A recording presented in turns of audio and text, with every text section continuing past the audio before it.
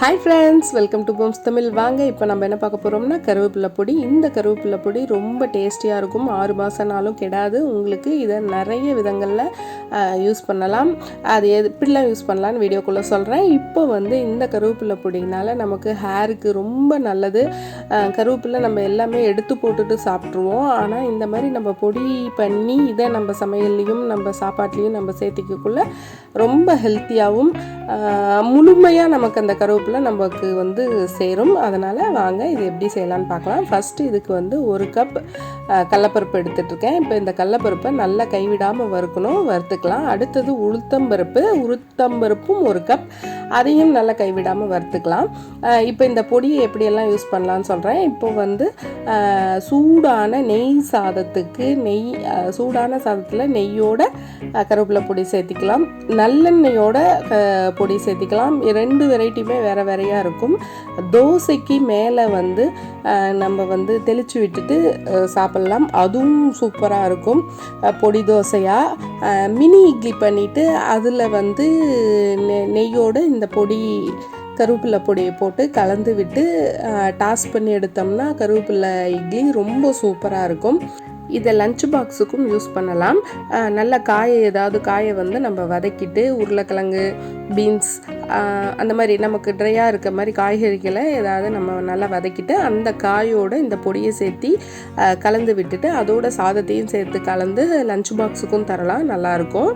இப்போ அடுத்தது நமக்கு தேவையான அளவுக்கு வரமிளகாயை நல்லா வறுத்துட்டு சேர்த்திக்கணும். நான் உப்பு வறுக்கலை. ஆல்ரெடி என்கிட்ட வறுத்த உப்பு இருக்கிறதுனால நான் வறுக்கலை. நீங்கள் இந்த இடத்துல நீங்கள் உப்பையும் வறுத்துக்கணும். வறுக்காமல் இருந்தீங்கன்னா அடுத்தது புளி. இந்த புளியை நம்ம வறுக்கக்குள்ளே நல்லா வறுக்கணும். நான் அதனால தான் வீடியோவை கட் பண்ணாமல் ஃபாஸ்ட்டாக காட்டியிருக்கேன். நல்ல மொறுன்னு வர்ற வரைக்கும் வறுக்கணும். இது கொஞ்சம் வறுக்கிறது கஷ்டம்தான். எல்லாமே எண்ணெய் விடாமல் வெறும் வானலியில் தான் வறுக்கணும். இப்போ பாருங்கள், இந்த மாதிரி நல்லா வறுத்துக்கிட்டே இருந்தோம்னா நல்லா அந்த ட்ரை ஆகிடணும். அந்த வளவளப்பு அந்த ஈரத்தன்மை இல்லாமல் நல்லா ட்ரை ஆகணும்.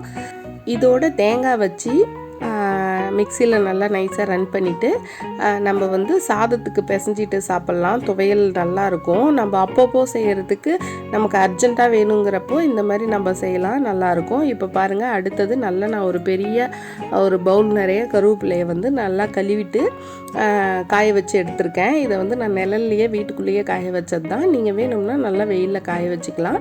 நல்லா காஞ்சதுக்கப்புறம் ஒரு மணி நேரம் மட்டும் நம்ம வெயிலில் வேணும்னா கூட வச்சு எடுத்துக்கலாம். எனக்கு இதுவே நல்லா ட்ரையாக இருந்ததுனால நான் அப்படியே எடுத்துக்கிட்டேன். அப்படி இல்லைன்னா ஒரு தாட்டி நம்ம வானிலையில் கூட வறுத்து கூட எடுத்துக்கலாம். இப்போது இதை கருவேப்பிலையை மிக்சியில் நல்லா ஃபில் பண்ணிவிட்டு இந்த பருப்புங்களையும் நம்ம எல்லா பொருட்களையும் போட்டு அரைச்சி நம்ம எடுக்க வேண்டியது தான். இப்போ பாருங்கள், பாதி அளவுக்கு மட்டும் ஃபஸ்ட்டு நான் கருவேப்பிலையை போட்டுட்டு அதோட பருப்பு சேர்த்திக்க போகிறேன். இப்போ இதை ஃபஸ்ட்டு அரைச்சிக்கலாம். நம்ம சேனலில் நிறைய வெரைட்டியான வீடியோஸ் இருக்குது, போய் பாருங்கள். இதுதான் நம்ம சேனலை முதல் முறையாக பார்க்குறதா இருந்தால் மறக்காமல் சப்ஸ்கிரைப் பண்ணிக்கோங்க. பக்கத்தில் இருக்கிற பெல் பட்டனை ப்ரெஸ் பண்ணிக்கோங்க. உங்களுக்கு இந்த வீடியோ பிடிச்சிருந்தா ஒரு லைக் பண்ணுங்கள். உங்கள் நண்பர்களோட ஷேர் பண்ணிக்கோங்க. அப்போ தான் நமக்கு ஒரு பெரிய மோட்டிவேஷனாக இருக்கும்.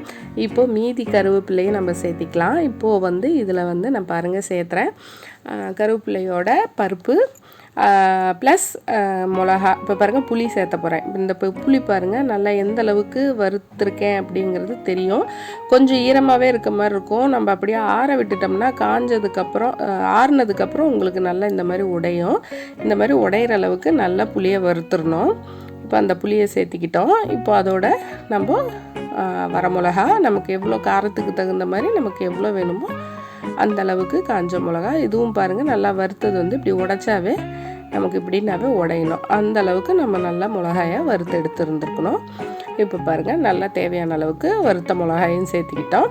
இப்போ இதோட மீதி இருக்கிற பருப்பையும் சேர்த்திக்கலாம். இதோட நம்ம உப்பையும் சேர்த்திக்கலாம். சேர்த்து நல்லா அரைச்சிட்டு அதை நம்ம ஆல்ரெடி அரைச்சி வச்சுருக்கிற அந்த ஒரு தட்டை அரைச்சி எடுத்துட்டோம். அதோடைய இதையும் போட்டு கலந்து விட்டுட்டு நல்லா இந்த மாதிரி ஒரு தட்டில் ஆற விட்டுக்கணும். நம்ம இந்த அரைக்கிறது குறைனையாக தான் இருக்கணும். நைஸாக அரைக்கக்கூடாது. ரவை பதத்துக்குன்னு சொல்லுவோம் இல்லையா, அந்த மாதிரி கொஞ்சம் ரவையாக தான் இருக்கணும். இந்த மாதிரி நல்லா இந்த மாதிரி ஒரு தட்டில் போட்டு நல்லா 2 பொடி நம்ம ஒன்றில் சேர்த்திருக்கோம், உப்பு காரம் ஒன்றில் சேர்த்துல, அதனால் ஈவனாக நல்லா கலந்து விட்டுட்டு நல்லா ஆற விட்டுட்டு ஒரு 1 or 2 ஹவர்ஸ் வெளியவே விட்டுட்டு அதுக்கப்புறம் ஏர்டைட்டாக ஒரு பாக்ஸில் போட்டு வச்சுக்கிட்டோம்னா நம்ம 6 months ஆனாலும் உங்களுக்கு கிடாது. ரொம்ப நல்லாயிருக்கும். ஈரம் படாமல் பார்த்துக்கணும், அவ்வளோதான். நிறைய விஷயங்களுக்கு இதை நம்ம யூஸ் பண்ணலாம். நமக்கு ரொம்ப ஹெல்த்தி. இந்த அளவுக்கு கருவேப்பிலையை நம்ம உடம்புக்கு சேர்த்திக்கிறது ரொம்ப நல்லது.